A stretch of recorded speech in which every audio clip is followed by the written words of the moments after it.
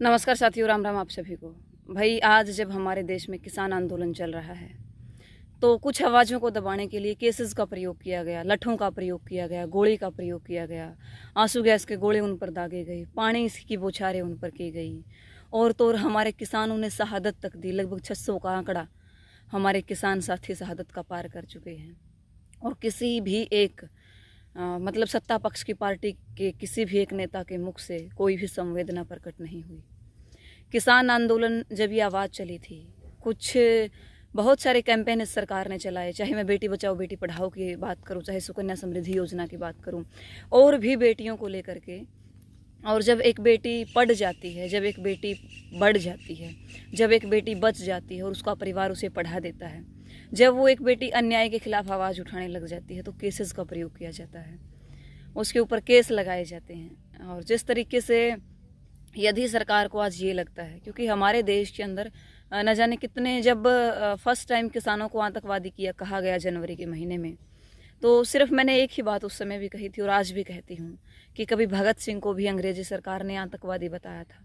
आज हम उन लोगों को पूज रहे हैं, आइडल मान रहे हैं भगत सिंह जैसे लोगों को।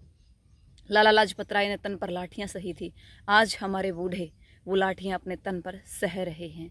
चंद्रशेखर आज़ाद जैसे महापुरुष हमारे देश के अंदर हुए, जो देश को एक सीख दे करके गई, जो देश को लड़ना सिखा करके गई। खास तौर से मैं कहूँ, ऊधम सिंह जैसे लाल ने इस देश की धरती पर जन्म लिया।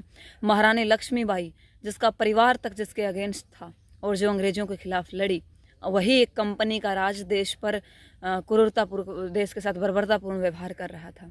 और वही आज कुछ कंपनियां देश को हड़पना चाहती है और देश का मुखिया उनका समर्थन कर रहा है। पीड़ा इस बात की है, दुख इस बात का है। तो आज हमारे किसी एक डिपार्टमेंट की क्या मैं बात करूं, education department, PTI teachers, drawing teachers, हमारे देश के रोडवेज कर्मचारी, हमारे देश के सैनिकों ने 8 महीने हड़ताल की थी। हमारे देश के अंदर जाट कितने दिन धरने पर बैठे हैं, हमारे देश के अंदर अब किसान कितने दिन धरने पर बैठे हैं। और किसानों ने इस देश के अंदर, और सिर्फ मैं एक कास्टिज्म पर इस चीज़ को मत लेकर के जाना, हमारे देश के अम्बेडकर सोच को रखने वाले लोग, अब देखिए मेरी खुद की अम्बेडकरवादी सोच है, इसका मतलब ये नहीं कि मुझे जाति विशेष से जोड़ दिया जाए। मेरा कहने का मतलब सिर्फ इतना सा है, हमारे वो भाई जो जिसको हम दलित कहते हैं, संविधान ने जिसको संज्ञा दी है, या फिर उन कास्टिज्म, उस कास्ट के लोग जिसको संविधान में एक अलग से दर्जा दिया गया है, आरक्षण दिया गया है, उनके आरक्षण तक को मारने की बात की गई। लोगों की भावनाओं का कत्ल करने की हमेशा कोशिश की गई। और देश का आज प्रत्येक 6, 7 या 10 साल का बच्चे से लेकर के मैं जिक्र करूं उस 22, 23, 25 या फिर 30 साल के नौजवान के साथ साथ 60 और 65 साल के बूढ़े की, हमारी उन माता बहनों की जिसके खिलाफ अन्याय हो रहा है और जो आज सड़कों पर बैठे हैं, उनको फिर भी संज्ञाएं दी जाती है आतंकवादी की, आंदोलनजीवी की, दारूबाज की संज्ञा दी जाती है।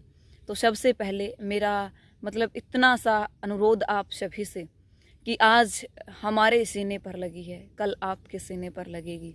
गोली तो एक दिन चलेगी तो किसी न किसी को ज़रूर लगेगी। तो मेरा कहने का मतलब सिर्फ इतना सा कि आज हमारे साथ अन्याय हो रहा है, कल आपके साथ अन्याय होगा। आज देश के किसान और मजदूर के साथ अन्याय हो रहा है, तो कल एक वर्ग ऐसा होगा जो आज खुद को सुरक्षित समझ रहा है, कल उसके खिलाफ उसके साथ भी अन्याय होगा। देश का सबसे बड़ा गौरव माना जाता है हमारे देश का इंडिया गेट या लाल किला। उस लाल किले को, इंडिया गेट की जब हम बात करते हैं तो हमारे देश का एक वो दरवाज़ा माना जाता था जहाँ से बाहरी लोग या फिर विदेशों से आने वाले लोग देश के अंदर एंट्री करते थे। आज हमारे देश के लाल किले को लीज पर दे दिया गया है, उस पर कब्जा कर लिया गया है एक तरीके से मानो।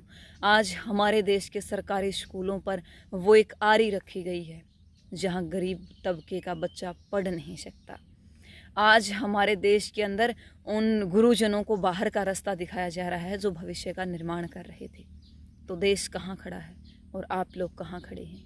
एक बार देखिए, सोचिए, समझिए और उसके बाद निर्णय आत्म मंथन करके जरूर लीजिए। जय हिंद, जय भारत, नमस्कार।